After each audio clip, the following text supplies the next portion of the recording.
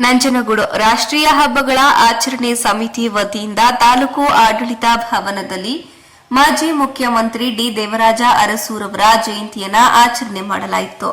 ತಾಲೂಕು ದಂಡಾಧಿಕಾರಿ ಶಿವಕುಮಾರ್ ಕಾಸ್ನೂರವರು ಮಾತನಾಡಿದ್ದು, ದೇವರಾಜ ಅರಸೂರವರು ಸಮಾಜದಲ್ಲಿ ಒಬ್ಬ ಮಾದರಿ ವ್ಯಕ್ತಿಯಾಗಿ ರಾಜ್ಯದಲ್ಲಿ ಮುಖ್ಯಮಂತ್ರಿಯಾಗಿ ಆಡಳಿತ ನಡೆಸಿದ್ದಾರೆ. ಅವರ ಜೀವನ ಶೈಲಿಯು ನಮಗೆ ಮಾದರಿಯಾಗಿದೆ. ಅವರು ಮುಖ್ಯಮಂತ್ರಿ ಆಗಿದ್ದ ಸಂದರ್ಭದಲ್ಲಿ ಆಡಳಿತದ ಅವಧಿಯಲ್ಲಿ ಕಂದಾಯ ಇಲಾಖೆಗೆ ಹಲವಾರು ಕೊಡುಗೆ ನೀಡಿದ್ದಾರೆ. ಅವರು ಭೂ ಸುಧಾರಣೆ ಕಾಯ್ದೆ, ಉಳುವನೆಗೆ ಭೂ ಒಡೆತನದ ಹಕ್ಕು ಮುಂತಾದ ಕಾಯ್ದೆಗಳನ್ನು ಮಾಡಿದ್ದಾರೆ. ಈ ಕಾಯ್ದೆಗಳಿಂದ ಸಾಮಾನ್ಯ ಜನರ ಜೀವನ ಮಟ್ಟ ಸುಧಾರಿಸಿದೆ. ಬೆಂಗಳೂರು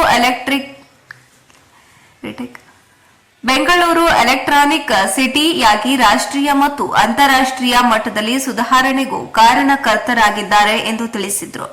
ಇದೇ ಸಂದರ್ಭದಲ್ಲಿ ಎಸ್ಎಸ್ಎಲ್ಸಿ ಮತ್ತು ಪಿಯುಸಿಯಲ್ಲಿ ಉತ್ತಮ ಅಂಕ ಗಳಿಸಿದ ವಿದ್ಯಾರ್ಥಿಗಳಿಗೆ ಸನ್ಮಾನಿಸಲಾಯಿತು. ಇನ್ನು ಈ ಸಂದರ್ಭದಲ್ಲಿ ಹಿಂದುಳಿದ ವರ್ಗದ ಇಲಾಖೆ ಅಧಿಕಾರಿಗಳು, ತಾಲೂಕು ಮಟ್ಟದ ವಿವಿಧ ಇಲಾಖೆ ಅಧಿಕಾರಿಗಳು, ವಿವಿಧ ಸಂಘಟನೆಯ ಮುಖಂಡರುಗಳು, ವಿದ್ಯಾರ್ಥಿಗಳು ಕಾರ್ಯಕ್ರಮದಲ್ಲಿ ಹಾಜರಿದ್ದರು.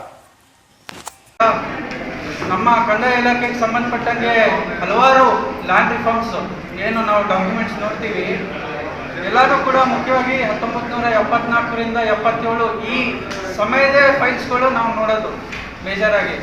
ಟೆನೆನ್ಸಿ ಫಾರ್ಮ್ಸ್ ಯಾರು ಭೂ ಉಳುಮೆಯವರು ಭೂ ಒಡೆಯ ಅಂತ ಏನು ಆಗಿತ್ತು, ಅದು ಈ ಪ್ರದೇಶದಲ್ಲೂ ಕೂಡ ಎಲ್ಲ ಕಡೆ ಇಡೀ ರಾಜ್ಯದಲ್ಲೇ ಅದು ನಾವು ಲಾಂಗರ್ ವಿಷನ್ ಎಷ್ಟು ಜನ ರೈತರಿಗೆ, ಎಷ್ಟು ಲಕ್ಷಾಂತರ ಜನ ರೈತರಿಗೆ ಅದು ಬೆನಿಫಿಟ್ ಆಗಿದೆ.